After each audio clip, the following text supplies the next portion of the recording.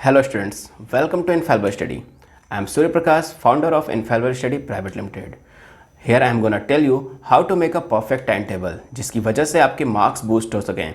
होता क्या है कि सारे स्टूडेंट्स टाइम टेबल तो बनाते हैं बट वो फॉलो नहीं कर पाते, क्योंकि वो फर्स्ट डे ही इतना स्ट्रिक्ट टाइम टेबल बनाते हैं कि उनका एक दिन फॉलो करने के बाद सेकेंड डे उनका मन ही नहीं करता फॉलो करने का, या उस टाइम टेबल से भागने लगते हैं। पता है ऐसा क्यों होता है? ऐसा सिर्फ इसलिए होता है क्योंकि आपने वो टाइम टेबल अपने लिए बनाया ही नहीं। आपने कई सारी वीडियोस देखी, टॉपर्स के टाइम टेबल्स देखे, सक्सेसफुल पर्सन्स की स्टोरी देखी, उनके टाइम टेबल्स देखे और उसके अकॉर्डिंग अपना टाइम टेबल बना लिया। बट एग्जैक्टली ऐसा होता नहीं है, क्योंकि हम सबका ब्रेन अलग फंक्शन करता है। किसी के पास बहुत शॉर्ट टाइम में ज़्यादा लर्निंग की कैपेसिटी होती है, कोई हार्डवर्क करता है। तो बेसिकली हमें जो टाइम टेबल बनाना है वो हम अपने अकॉर्डिंग बनाएंगे। अब इसका मतलब ये नहीं है कि मैं आप लोगों को यहाँ time table perfect time table बना कर दूंगा, नहीं, बिल्कुल भी ऐसा नहीं है। क्यों नहीं है? क्योंकि मुझे नहीं पता कि आपकी लाइफस्टाइल क्या है, आपकी स्कूल टाइमिंग क्या है, कोचिंग क्लासेस की टाइमिंग क्या है, आपकी सोसाइटी को मेंटेन करने के में सोशलाइजेशन की टाइमिंग क्या है, पेरेंट्स के साथ इंटरेक्शन की टाइमिंग क्या है, या आप कब लंच करते हो, कब डिनर करते हो। बेसिकली ये सारा कुछ आपको ही पता है। तो पूरी दुनिया में अगर बात करें ना कि आपके लिए परफेक्ट टाइम टेबल बना कौन सकता है, तो वो सिर्फ आप ही हो, क्योंकि आपके अलावा आपके लिए परफेक्ट टाइम टेबल कोई नहीं बना सकता। अब बेसिकली हमें कुछ बातें हैं जो मैं यहाँ बताऊँगा और उसके अकॉर्डिंग हम क्या करेंगे, अपना टाइम टेबल बनाएंगे और वही टाइम टेबल आपके लिए परफेक्ट टाइम टेबल होगा। सो देखते हैं वो टाइम टेबल की बातें, जो बहुत खास बातें हैं वो कौन सी हैं, कौन कौन सी बातों को हमें इंक्लूड करना है, पहले उसके अकॉर्डिंग अपना टाइम टेबल बनाना है, ताकि जो टाइम टेबल हो बहुत ही ज़्यादा हैक्टिक भी ना हो। बेसिकली क्या होता है, जो स्टूडेंट्स होते हैं वो फर्स्ट डे से ही अपना टाइम टेबल इतना स्ट्रिक्ट बना लेते हैं कि वो सेकंड डे उनका मन उस टाइम टेबल से हट जाता है और वो सिर्फ आपकी वॉल पे चिपका रह जाता है। आपकी नज़रें उस पर कभी नहीं जाती, मतलब आप उसको कभी नहीं देखते। तो बेसिकली हमें ऐसा टाइम टेबल बनाना है जिसमें हमारा स्टडी हो जाए, हमारी एक्टिविटीज़ हो जाए, हमारी स्कूल कोचिंग क्लासेस सबके लिए एक परफेक्ट टाइमिंग हो, और उसके साथ ही हमारे बॉडी को या हमारे ब्रेन को रिलैक्स करने का भी टाइम प्रॉपरली हो। सो स्टार्ट करते हैं हमारा वीडियो। Let's start.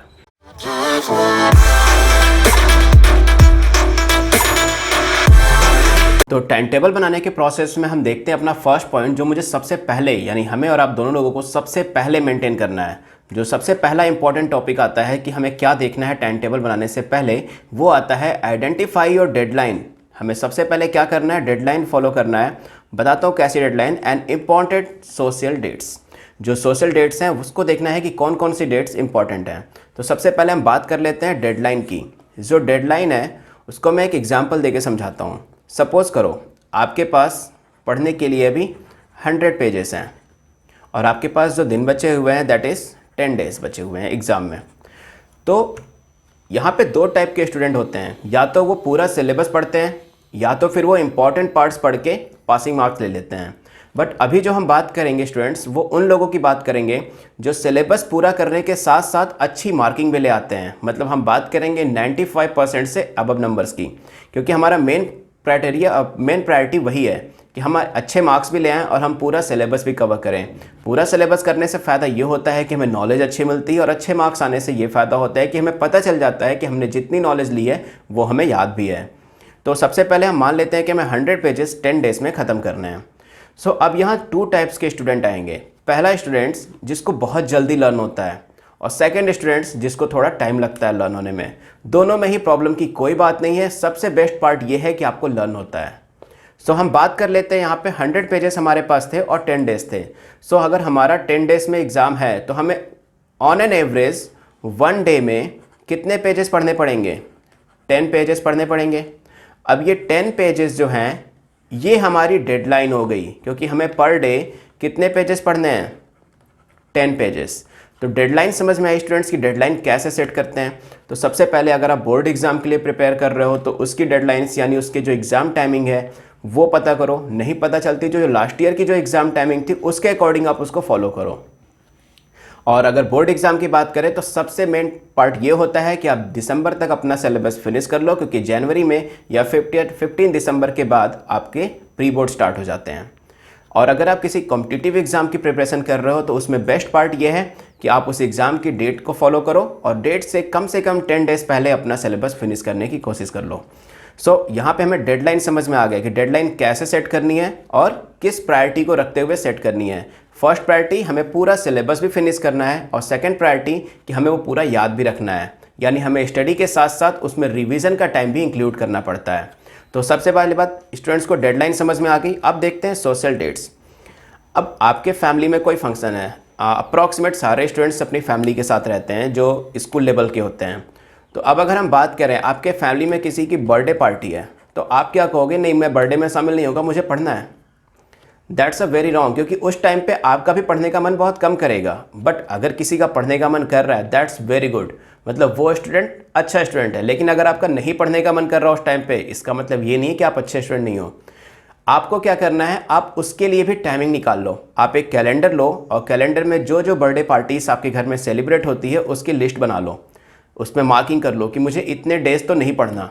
वो चीज़ इंक्लूड हो गई, यहाँ पे हमने हटा लिया अपने स्टडी वाले डेज को।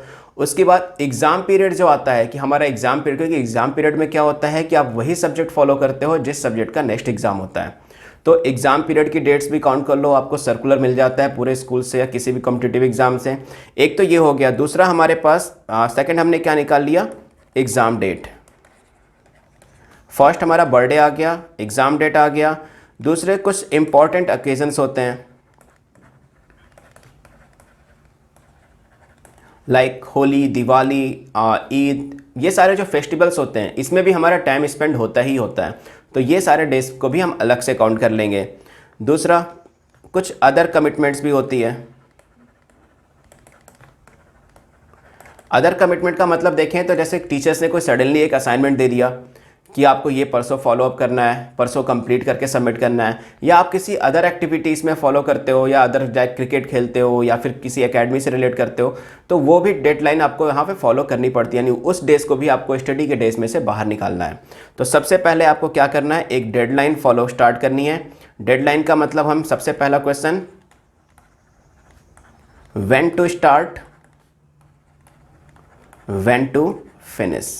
सबसे पहले हमें ये देखना है कि स्टार्ट कब करना है और फिनिश कब करना है। सेकंड, हमें जो डेज हैं, जो इंपॉर्टेंट डेज यानी जो सोशल डेट्स जिसको हम कहते हैं, जो हम क्या करते हैं like birthday, exam dates, important occasions और कुछ अदर कमिटमेंट्स, इन सबको भी क्या करते हैं एक लिस्ट बनाकर हम अलग कर लेते हैं। अब देखो स्टूडेंट्स, हमें ये पता चल गया इस फर्स्ट टॉपिक से, जो हमारा फर्स्ट टॉपिक था identify your deadlines and important social dates, इससे हमें ये पता चल गया कि हमें कौन कौन सी डेज पे नहीं पढ़ना या हमें टाइम नहीं मिल पाएगा पढ़ने का। तो उसके लिए हमारे पास अब एक सबसे बेस्ट पार्ट हो गया कि हमें ये पता चल गया कि इस दिन हमें प्रॉपरली पूरा टाइम मिलेगा। अब कुछ स्टूडेंट्स कहेंगे कि सर अगर अचानक से कोई ऐसा ओकेज़न आ जाए जिसके बारे में पता ना हो, तो उसके बारे में हम कुछ नहीं कर सकते, just go and attend that occasion. Attend करने के बाद जब आओ तो वो जो छूटा हुआ टाइम है उसको अपने नेक्स्ट शेड्यूल में कंपलसेट कर लो, ठीक है। तो ये हम कर सकते हैं अगर हमारा सडनली कोई ओकेज़न आ जाता है या हमें कुछ जाना पड़ता है या फीवर आ जाता है, ये सारी चीज़ें। तो फर्स्ट प्रायोरिटी हमारी क्या होनी चाहिए कि डेडलाइन सेट होनी चाहिए कि कब स्टार्ट करना है और पूरे सिलेबस को कब फिनिश करना है। सेकंड, हमारे पास सोशल डेट्स होनी चाहिए ताकि वो डेट्स हम एक्सक्लूड कर सकें जिस डेट्स पे हमारे पढ़ने का टाइम नहीं मिलेगा। सो ये पॉइंट समझ में आ गया। अब देखते हैं हमारा सेकंड पॉइंट क्या है। So let's see the second topic कि किस टॉपिक को हमें ध्यान में रखना है और अपने टाइम टेबल को आगे फॉलो करना है। सो फर्स्ट टॉपिक जो था, फर्स्ट पार्ट जो था हमारे इसका, वो क्लियर है। सो अब देख लेते हैं सेकंड टॉपिक क्या कहता है। सो सेकंड टॉपिक है हमारे पास schedule your classes and extra curriculum activities. So जो हमारे पास क्लासेस हैं, सो स्टूडेंट्स के पास दो टाइप्स की क्लासेस होती हैं। अगर हम स्कूल लेवल पे जाएं तो उनके पास एक स्कूल की क्लासेस होती है और एक कोचिंग की क्लासेस होती है। और अगर हम किसी कॉम्पिटिटिव लेवल पे जाएँ तो वो मेरे ख्याल से तो सिर्फ और सिर्फ कोचिंग क्लासेस ही जाते हैं। सो यहाँ पे हमें दोनों चीज़ों के मेंटेन करनी है टाइमिंग, कि वो टाइमिंग क्या है। सपोज़ करो हमें सबसे पहले वो टाइमिंग अपने, मैं क्या कर रहा हूँ आपको समझ में आया मैं आपको क्या बता रहा हूँ, मैं सबसे पहले वो टाइमिंग आपके टाइम टेबल से हटा रहा हूँ जिस टाइमिंग पे पॉसिबल ही नहीं है कि आप पढ़ाई कर लो। उससे फ़ायदा क्या होगा कि अगर आपके पास वो टाइमिंग हट जाएगी तो अगर आप नहीं पढ़ पाते उस टाइम पे तो आपको एक रिग्रेट फील नहीं होगा।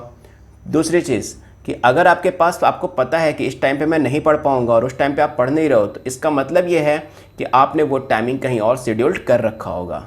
सो हमें यहाँ पे दो फ़ायदे हो रहे हैं ये चीज़ें जो एक्सक्लूड करने से। तो सबसे पहले स्कूल की टाइमिंग को मेंशन करो कि स्कूल की टाइमिंग क्या है और उसको वहाँ से हटा दो। और कोचिंग की टाइमिंग जो पर डे की टाइमिंग है या कभी स्पेशल क्लासेस की जो टाइमिंग होती है, तो वो भी क्या कर सकते हो, यहाँ पे आप एक्सक्लूड कर सकते हो। अब रही बात कोचिंग की, तो मैं आप लोगों को बता दूं कि हमारी जो लाइव क्लासेस है वो भी आप जाके देख सकते हो www.infalliblestudy.com पे। वहाँ से आप डेमो क्लासेस भी ले सकते हो और साथ ही में क्लासेस भी ज्वाइन कर सकते हो। बहुत सारे कोर्सेस हैं फ्रॉम 6 to 12 तक के। सो जाओ और वहाँ पे ज्वाइन करो। वहाँ पे फ़ायदा ये है आपका कि आपके पास अगर आपकी क्लासेस किसी बाई चांस मिस हो जाती है तो वो सारी रिकॉर्डेड क्लासेस आपको दोबारा मिल जाएंगी और आप number of time unlimited revision चाहो तो कर सकते हो। हम मेन टॉपिक पे आते हैं और देखते हैं कि हमारे पास शेड्यूल योर क्लासेस समझ में आ गया कि हमारे पास जो क्लासेस का शेड्यूल है, स्कूल क्लासेस का, कोचिंग क्लासेस का, वो हमें कैसे यहाँ से एक्सक्लूड करना है। दूसरी चीज़ आती है एक्स्ट्रा करिकुलम एक्टिविटीज़। कुछ बच्चे एकेडमीज़ आते हैं, किसी भी चीज़ की एकेडमी हो गई, like swimming academy, karate academy या फिर डांस क्लासेस, योगा क्लासेस, तो वो सारी टाइमिंग को भी आपको अपने टाइम टेबल से एक्सक्लूड करके रखना है, क्योंकि वो भी हमारी लाइफ में बहुत ज़्यादा इंपॉर्टेंट है। सिर्फ पढ़ाई करने से, सिर्फ और सिर्फ पढ़ाई करने से हमारा जो ब्रेन है वो स्टक हो जाता है। तो हमें कुछ एक्स्ट्रा एक्टिविटीज़ भी करनी चाहिए। अब ज़रूरी नहीं है कि एक्स्ट्रा एक्टिविटीज़ के लिए आपको बाहर ही जाना हो, आप घर में भी बैठ के बहुत सारी एक्स्ट्रा एक्टिविटीज़ कर सकते हो। ये 2 पॉइंट्स हैं यहाँ पे, schedule your classes and extra curriculum activities. ये दोनों पॉइंट्स अपने बिल्कुल ध्यान से सोचो कि किस दिन आपकी कौन सी क्लासेस होती है, उसके अकॉर्डिंग आप उस क्लासेस की टाइमिंग को निकालो और उसको अपने टाइम टेबल से एक्सक्लूड कर दो कि हमें इस टाइम पे नहीं पढ़ सकता। अब देखते हैं कि थर्ड हमारे पास क्या पॉइंट है जिसको हमें एक्सक्लूड करना है या फिर इंक्लूड करना है। Now it's a time to make your time table. क्यों? क्योंकि हमने वो सारे पार्ट्स एक्सक्लूड कर लिए हैं जिसकी हमें ज़रूरत अपने टाइम टेबल में नहीं थी। हमने वो सारे टाइमिंग, सारे डेट्स, सबको हमने क्या कर लिया, कैटेगराइज कर लिया कि इस टाइम पे या इस डेट्स पे हमारी स्टडी नहीं हो सकती। अब हम क्या करेंगे, अपना टाइम टेबल में बनाएंगे। टाइम टेबल बनाने से पहले मैं आप लोगों को एक खास और सबसे ज़रूरी बात कर लूँ कि सबसे पहले हमें करना क्या है, फाइंड। ये वो टॉपिक है, ये वो बात है जो सारे स्टूडेंट्स फॉलो नहीं करते, जिनको पता है सिर्फ वही फॉलो कर पाते हैं। Find your learning style. अब लर्निंग स्टाइल क्या बात है, ये कौन सी नई बात आ गई कि लर्निंग स्टाइल क्या होता है, इसमें क्या करना है, बुक्स ओपन करनी है, कॉपी ओपन करनी है और रीड करना और लर्न करना स्टार्ट कर देना है। नहीं, ऐसा बिल्कुल नहीं होता। सबसे पहले तो हमें अपने लर्निंग स्टाइल में सबसे पहला पॉइंट जो हमारे पास आता है वो ये होता है कि हमें जो लर्निंग स्टाइल है उसमें हमें ये देखना है कि हम मॉर्निंग टाइम में कंफर्टेबल हैं या फिर इवनिंग टाइम में स्टडी करने में कंफर्टेबल हैं या तो फिर नाइट टाइम में। ये हमारी एक लर्निंग स्टाइल होती है, क्योंकि अगर कोई स्टूडेंट है जिसको मॉर्निंग में पढ़ना बहुत अच्छा लगता है, अब मैं उसका टाइम टेबल बना दूं ऐसा कि उसको रात में लेट नाइट स्टडी करनी है, वो नहीं कर पाएगा, क्योंकि उसको रात में नींद आएगी, फिर उसको ऐसा लगेगा वो टाइम टेबल फॉलो नहीं कर रहा, फिर वो फ्रस्ट्रेशन आएगी, बर्डन इंक्रीज़ होने लगेगा और वो एक टाइम पे जाके स्टडी करना बंद कर देगा, जैसा कि नॉर्मल स्टूडेंट्स के साथ होता है। तो 60% स्टूडेंट्स यही गलती करते हैं कि वो दूसरों का टाइम टेबल फॉलो करते हैं। मैंने वीडियो के स्टार्टिंग में बताया था कि दूसरे का टाइम टेबल बिल्कुल फॉलो नहीं करना है, क्योंकि वो टाइम टेबल आपका नहीं है। हाँ, अगर same timing, same study style आपकी भी है तो आप फॉलो कर सकते हो, उसमें कोई प्रॉब्लम नहीं है। बट यहाँ पे हमें क्या करना है, सबसे पहले फाइनलाइज करना है कि मुझे मॉर्निंग का टाइम देना है स्टडी के लिए, इवनिंग का टाइम देना है या नाइट का टाइम देना है।